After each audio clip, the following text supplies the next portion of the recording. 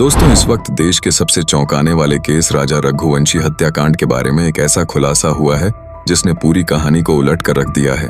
अब तक लोग इसी बात को लेकर कंफ्यूज थे कि सच में राजा को किसी ने मारकर सोनम को अगवा कर लिया था या फिर उसी ने राजा की हत्या करवाई। लेकिन अब जो सच सामने आया है वह रोंगटे खड़े कर देने वाला है, क्योंकि इस केस में अब तक सबसे बड़ा मोड़ तब आया जब सोनम के बॉयफ्रेंड राज कुशवाहा को गिरफ्तार किया गया और उसने पुलिस के सामने वह सच उगल दिया जिसने यह साफ कर दिया कि राजा की मौत कोई हादसा नहीं थी, बल्कि एक पूरी प्लानिंग थी और उसकी मास्टरमाइंड थी खुद उसकी पत्नी सोनम, जिसने पहले प्यार का नाटक किया, फिर शादी की और फिर उसी पति को मौत के घाट उतार दिया। राजा रघुवंशी और सोनम की शादी इंदौर में पूरे धूमधाम से हुई थी। परिवार बेहद खुश था, रिश्तेदार खुश थे और सबको लग रहा था कि यह जोड़ी बेहद प्यारी है। लेकिन किसी को क्या पता था कि सोनम की मुस्कुराहट के पीछे एक ऐसा खौफनाक इरादा छिपा है जो एक जान लेने वाला है, और वह जान बेटेका थी। खुद उसके पति राजा की अब पुलिस की जांच में सामने आया है कि सोनम और राज कुशवाहा पिछले 5 महीने से रिलेशनशिप में थे। सोनम के पिता हार्ट के मरीज थे और घर वाले चाहते थे कि शादी समाज के हिसाब से हो, इसलिए सोनम ने अपने प्रेमी राज को छोड़कर राजा से शादी कर ली। लेकिन मन में पहले ही प्लान था कि शादी के बाद राजा को रास्ते से हटा दिया जाएगा ताकि वह फिर से राज के साथ जिंदगी बिता सके, और यही हुआ। राज कुशवाहा ने पुलिस को बताया कि सोनम ने उससे कहा था कि जब मैं विधवा हो जाऊंगी तब मेरे घर वाले भी हमारी शादी के लिए तैयार हो जाएंगे, इसलिए पहले राजा को हटाना पड़ेगा। सोनम ने पूरी प्लानिंग की थी और शादी के 5 दिन बाद 16 मई को इंदौर के सुपर कॉरिडोर पर एक कैफे में बैठकर उसने अपने प्रेमी राज के साथ राजा की हत्या की साजिश रची। राज ने अपने 3 दोस्तों विशाल चौहान, आकाश राजपूत और आनंद कुर्मी को इस मर्डर प्लान में शामिल किया और उसी रात 6 घंटे तक फोन पर सोनम से बात कर पूरी योजना समझाई। सोनम को एक कीपैड फोन, एंड्रॉयड मोबाइल और नई सिम दी गई ताकि वह लगातार संपर्क में रहे, और इन सब चीजों की कीमत पहले ही राज ने चुकाई।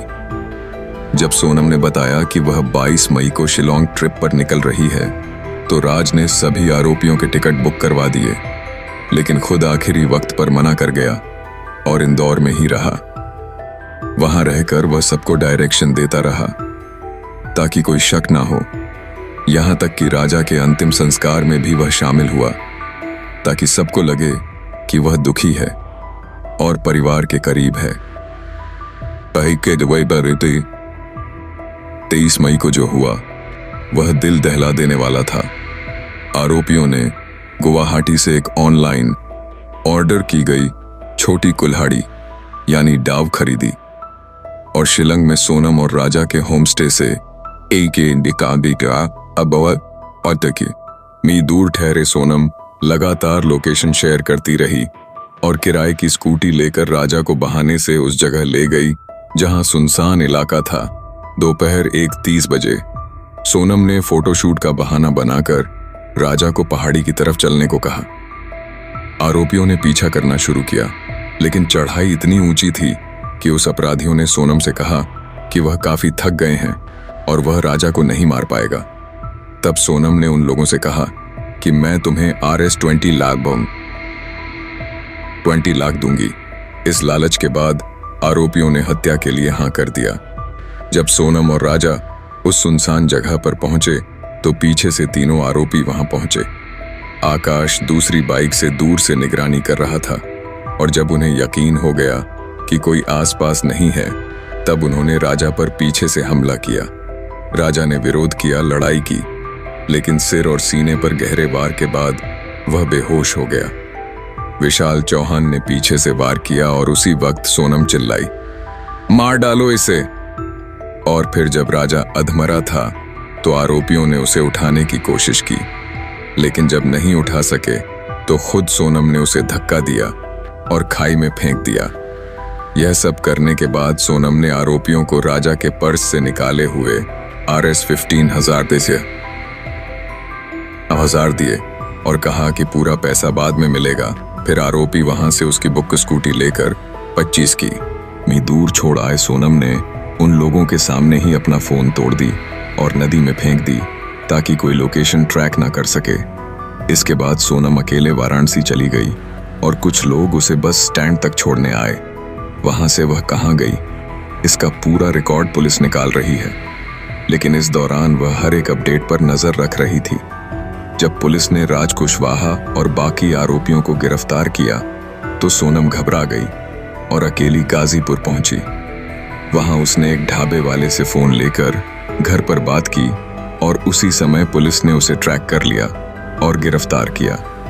गिरफ्तारी के बाद जब सोनम को गाजीपुर से इंदौर लाया गया तो रास्ते में ही उसने पुलिस को कई ऐसी बातें बताई जो इस केस के लिए बेहद जरूरी थी।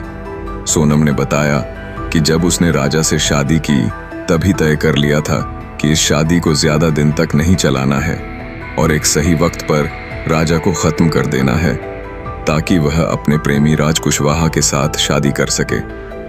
अब उसने जो पुलिस के बयान दिया उसमें उसने बताया कि उसके प्रेमी ने ही उसे बार बार समझाया था कि अगर तुम राजा को हटा दोगी तो तुम्हारे घर वाले भी हमारी शादी के लिए मान जाएंगे, और यही सोचकर उसने राज को भरोसे में लेकर साजिश रचनी शुरू की। सोनम ने कबूला कि राजा बहुत अच्छा इंसान था, वह उसे बहुत प्यार करता था, लेकिन वह हर वक्त बस उसकी निगरानी करता था। सोनम को बार बार लगता था कि वह आजाद नहीं है, और यही सोचकर उसने तय कर लिया कि राजा को रास्ते से हटाना ही सही फैसला है। उसने यह भी बताया कि उसके पिता की तबीयत खराब थी, इसलिए वह अपने प्रेमी से शादी नहीं कर पाई थी और राजा को एक समझौते की तरह स्वीकार कर लिया था।